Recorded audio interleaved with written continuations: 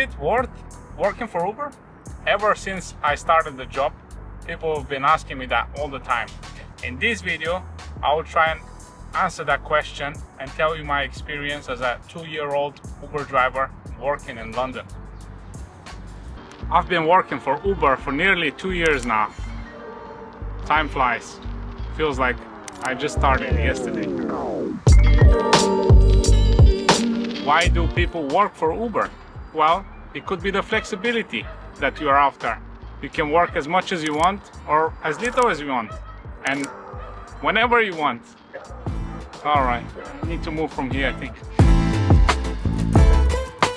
Now let me tell you my story. Why did I start working for Uber? If you've been following my channel, you would know that previously I was a delivery driver, a fast food delivery driver. The short story is that when everything went back to normal, it was very difficult to make money, so I had to find another job. And a friend of mine was doing this Uber and he recommended me. He said, it's much better, just come and do this, you'll make more money, you're not gonna be out in the cold. So I was like, okay, yeah, I've got nothing to lose, I guess. And then I signed up for the license. It took me 6 months, and yeah, I started working for Uber, and here I am now after 2 years having worked for Uber, giving you advice. Yeah. So how much can you realistically make working for Uber? Well, it all depends on how many hours you put in. My goal right now is to make £1,000 working 5 days. So the daily I try to do around £200, and that is if you've been watching my channel, you would know that I'm working in central London with exec and comfort only. Sometimes only exec, it depends on the busyness of the day. Sometimes I do a little bit less, but that's generally my target. I just stick to my shift, and if I make a bit extra, that's always welcome. If not, I just don't worry about it too much and just like keep going. Now the peak hours for me are early morning. I try to be around 7 o'clock in the city. I might catch an executive airport job to Heathrow, which pays roughly £55–60, and if I get a return one, even X, with 35, maybe £40 if it's comfort, I'll be around with £100 around 9:30–10 o'clock. That's like the peak time for morning, and then it kind of slows down. So I might do some small jobs within the city, executive, and after that around 3 o'clock or 2, after 2 o'clock I might catch a Stansted job. Again, if I do like X or green jobs, that pays roughly about £60–70. Cost and expenses. What's left in your pocket after expenses? That's the most important question probably. Fuel costs, which one is better? Petrol car, diesel or electric? I'm driving an electric Tesla Model S and I can speak for that. If you charge at home and you have a home charger, with Octopus there is pretty good deals. You can get down to like very cheap charging, maybe fill up the car with £10–15. I have a friend that does that. Unfortunately I can't, I don't have a private parking. I spend about, I would say, £70 a week for charging, so it's close to a petrol car. Private hire insurance is very expensive. When I first started, I was paying £4,700 for insurance for this car. There was not really a cheaper one. I checked all the companies. There's only 5 or 6 companies that Uber accepts. I can list them if you're interested. The one I'm insured with is called Heaven Insurance, and they have a broker which is called Acorn. They do the insurance.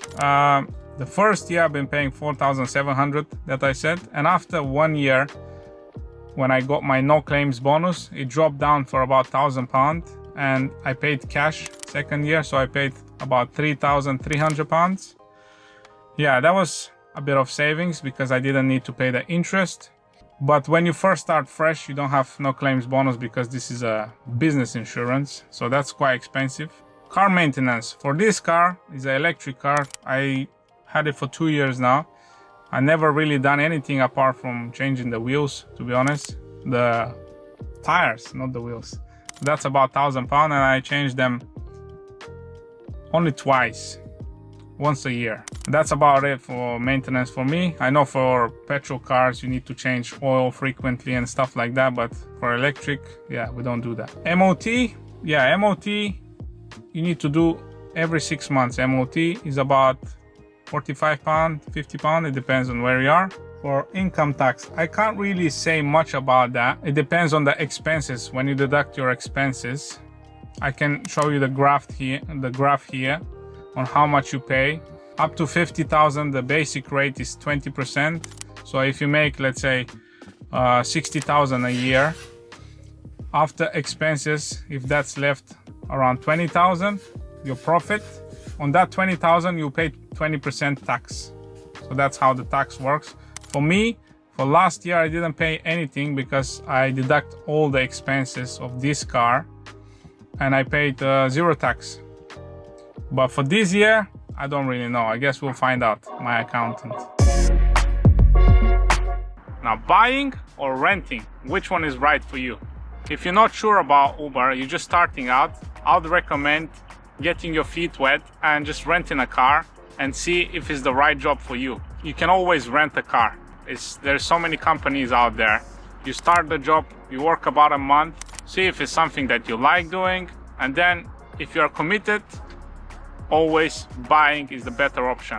Now, the pros of renting is that the car includes maintenance. You can always give it back. If you don't like the job, you just quit, give the car back, nothing. You just had the experience. If you want to do it long term, you lose money. You just pay rent every week, every month, but at the end, you don't own the car. So long term, that's not the way to go. If you're committed with the job and you're thinking to do it long term, I think financing or renting to buy is the smarter option. Now, rent to buy is much better. At least every time you pay for the car, you own a little piece of it. And at the end of the contract, you own the car. And that's where today's sponsor comes in, Ion Capital. They offer 100% halal car finance. Any car, any dealership, anywhere in the UK, up to £100,000. And at the end of the contract, you don't have no balloon payments like 20% or something, like a big payment to own the car. None of that. And the good thing with them is that they don't do any hard checks on your credit file. So even if the application is not approved, they won't affect your credit score. If you are interested, you can check the link on the description and get £50 off.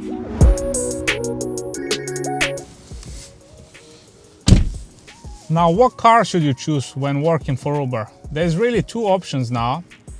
Either is plug-in hybrid or electric cars.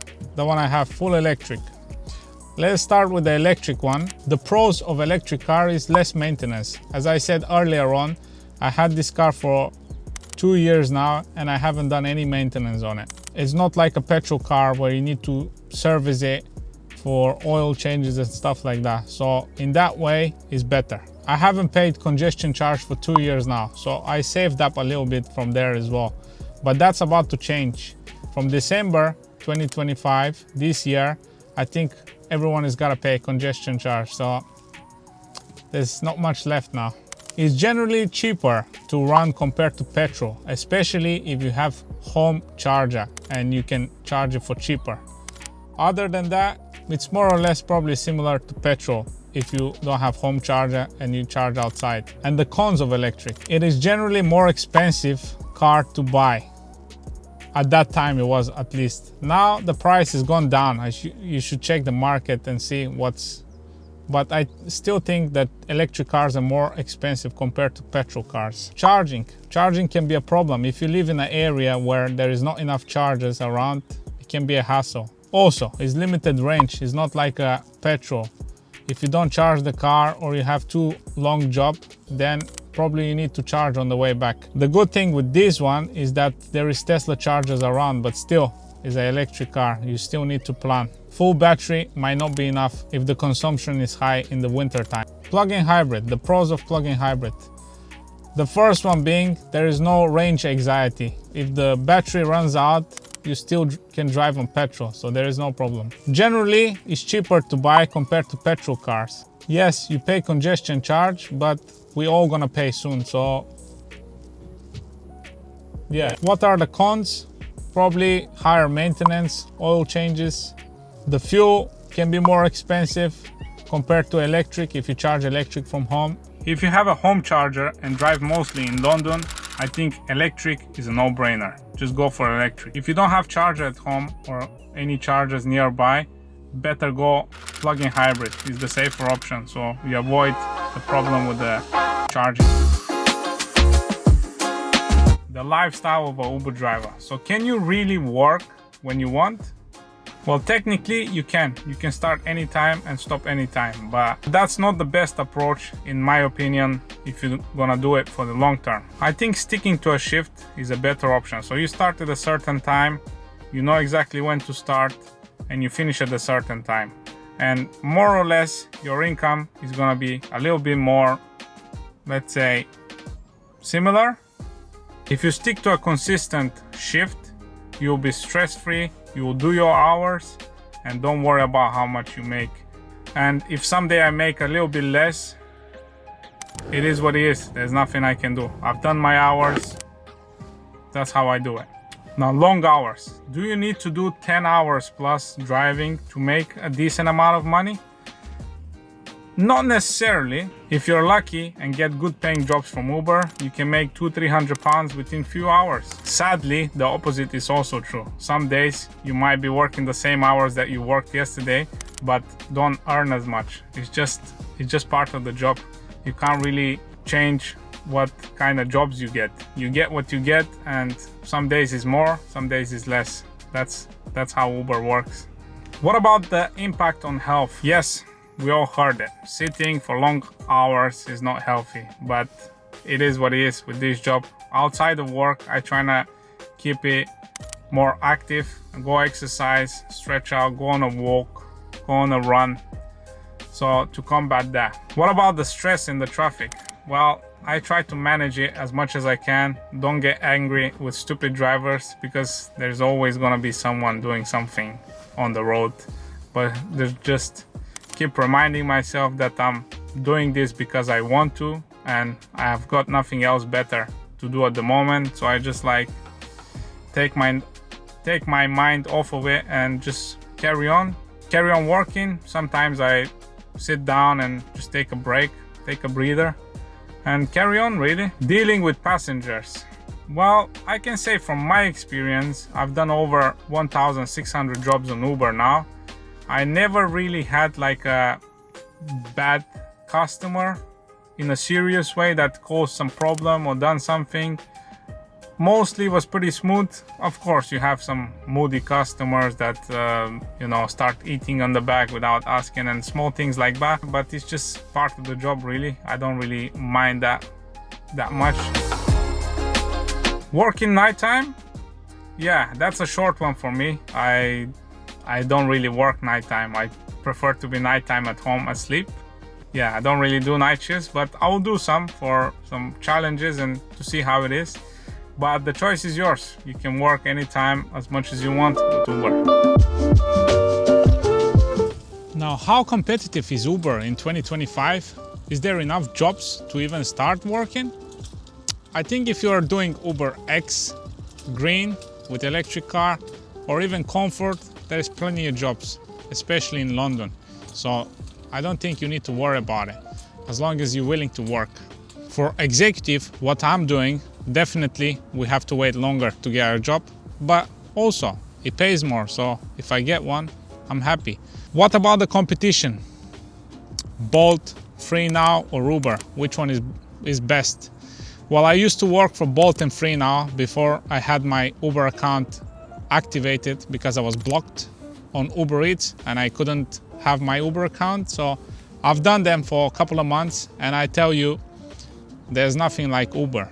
Uber, I think, is the busiest and the best paying one. On Bolt, I had that executive option as soon as I started the job.